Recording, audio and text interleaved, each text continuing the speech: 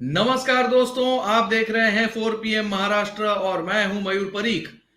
दोस्तों, महाराष्ट्र की राजनीति में आज सुर्खियां बटोरी तो सिर्फ और सिर्फ राष्ट्रवादी कांग्रेस पार्टी के अध्यक्ष शरद पवार ने महाराष्ट्र में अपनी ताल ठोकी।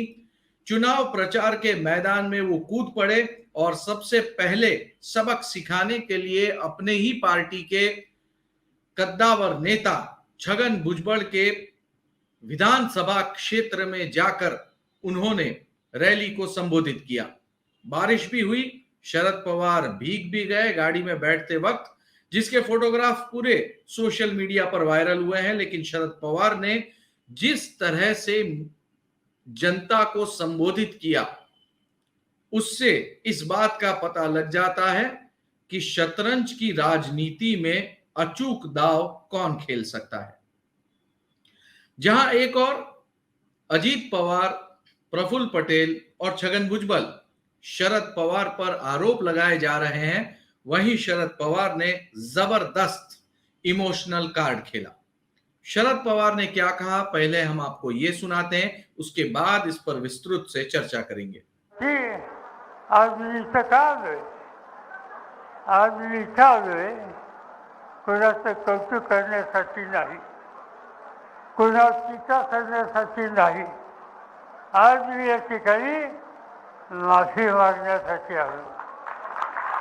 मी माफी यासाठी मागतो की माझा अंदाज कधी फारसा चुकत नाही, पण इथं माझा अंदाज चुकला। तो दोस्तों, शरद पवार ने इमोशनल कार्ड खेलते हुए कह दिया कि वो येवले की जनता से माफी मांगने आए हैं। उन्होंने ये कहा कि आमतौर पे मेरा अंदाजा कभी गलत नहीं होता, लेकिन अब की बार मेरा अंदाजा गलत हुआ है, इसीलिए मैं आपकी माफी मांगता हूं। बड़ी ही विनम्रता से उन्होंने अपने भाषण के दौरान अपनी ही पार्टी के अपने विरोधकों को बिल्कुल कोने में, हाशिए में धकेल दिया। उन्होंने अपनी भाषण के दौरान अजीत पवार, छगन भुजबल या प्रफुल्ल पटेल या फिर अन्य किसी भी नेता के ऊपर एक भी आरोप नहीं लगाया। यहां तक कि उन्होंने किसी का नाम तक नहीं लिया, मानो कोई बड़ा नेता इस तरह के नेताओं की दरकार ही न करता हो।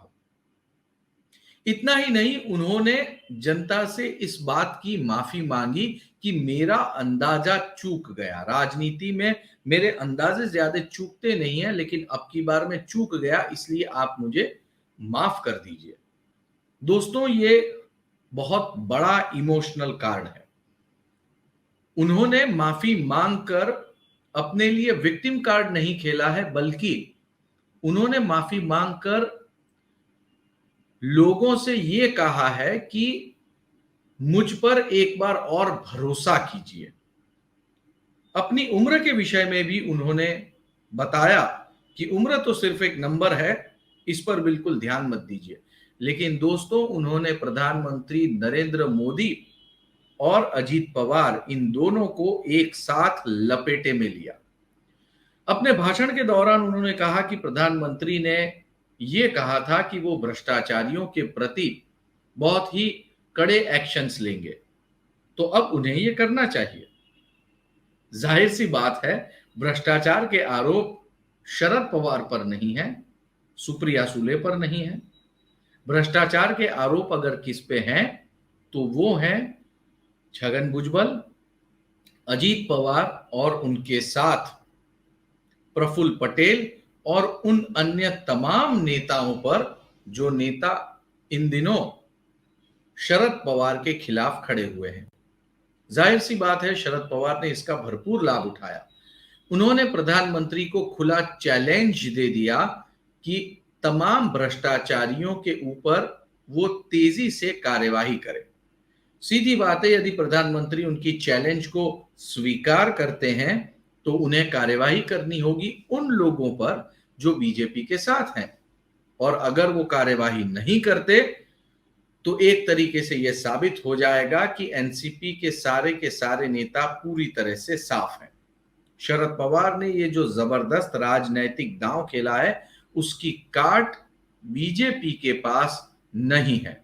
प्रधानमंत्री नरेंद्र मोदी शरद पवार को अपना राजनीतिक गुरु मानते हैं और अब पता चला कि वो उन्हें गुरु क्यों मानते हैं। कुछ बयान दोस्तों ऐसे होते हैं कि जिनकी कोई काट नहीं होती, और ये बिल्कुल वही बयान है। शरद पवार के खिलाफ अजीत पवार रैली करेंगे, उन पर यदि कोई भी आरोप हुए तो वो आरोप का जवाब देने के लिए उस विधानसभा की कॉन्स्टिट्यूएंसी में जाएंगे और रैली करेंगे। ये अजीत पवार ने घोषित किया था। लेकिन सबसे बड़ी बात यह है कि शरद पवार ने किसी तरह का कोई आरोप ही नहीं किया। यदि शरद पवार ने कोई आरोप नहीं किया है तो अजीत पवार अब रैली किस मुंह से निकालेंगे? इतना ही नहीं, शरद पवार ने जो इमोशनल कार्ड खेला है उससे एक बात साबित हो जाती है कि शरद पवार लोगों के पास बतौर राजनैतिक नेता एक मौका और मांग रहे हैं। अपनी उम्र के विषय में उन्हें खुलासा जरूर करना पड़ा, लेकिन उन्होंने इसे थोड़ा सा हल्के से ले लिया। जनता इसे कितना गंभीरता से लेती है ये आने वाले दिनों में पता चलेगा, लेकिन जिस तरह से उन्होंने इमोशनल कार्ड खेला है और प्रधानमंत्री नरेंद्र मोदी को कटघरे में खड़ा कर दिया है केंद्रीय जांच एजेंसियों को लेकर, उससे शरद पवार के इस दांव का प्रधानमंत्री नरेंद्र मोदी कैसे जवाब देते हैं ये देखना बहुत ही दिलचस्प होगा। वैसे आज के दिन एक और भी महत्वपूर्ण बयान आया है। वसंत दादा पाटिल जो कि महाराष्ट्र के मुख्यमंत्री हुआ करते थे, उनकी धर्मपत्नी ने आज एक मीडिया हाउस से बात की। अपने इस मीडिया इंटरव्यू में उन्होंने शरद पवार का पक्ष लिया। उन्होंने साफ शब्दों में बताया कि जो लोग राष्ट्रवादी कांग्रेस पार्टी छोड़कर गए हैं वो अपनी संपत्ति बचाने के लिए दौड़ रहे हैं। उन्होंने क्या कहा आइए वो सुनते हैं। आणि खुद जर ज्यांचा बद्दल अपराध केलाय त्यांनीच आम्हाला सांगितलं की तुम्ही शरद पवारांचं नेतृत्व माना। माझ्याबरोबर मी आणि त्या काळात जे प्रमुख काँग्रेसचे हे कार्यकर्ते होते त्यांना सगळ्यांना वसंतदादांनी शेवटच्या काळात सांगितलं, राजकारणातून गव्हर्नरशिपचा चार्ज घेण्यासाठी जाण्यापूर्वी सांगितलं की तुम्ही इथून पुढे शरद पवारांच्या नेतृत्वाखाली काम करा। मग आता दादासाहेबांनी स्वतःच त्यांना सगळं घडलेलं विसरून जा आणि हे करा असं सांगितलेलं आहे। तेव्हा ते आम्हाला तेच हे करून आम्ही चालतोय ना। आणि म्हणून आताची परिस्थिती वेगळी आहे आणि आताच्या परिस्थितीत असं कारण काय नाही की ऐन वेळेला असं शरद पवारांना सोडून जायचं होतं। एक वर्षाला निवडणूक आहे, तुम्हाला बीजेपीत जायचं असेल तर त्यांच्या तिकिटावर उभे राहा, किंवा तुम्हाला वेगळा पक्ष काढायचा असेल तुमचा पक्ष काढून उभे राहा। पण तुम्हाला वागण्याला तात्विक बेस नाही ना। तुम्ही दरोडे घालून आलाय आणि ते संपत्ती लुटवायसाठी तुम्ही सत्तेचा कौर मागताय।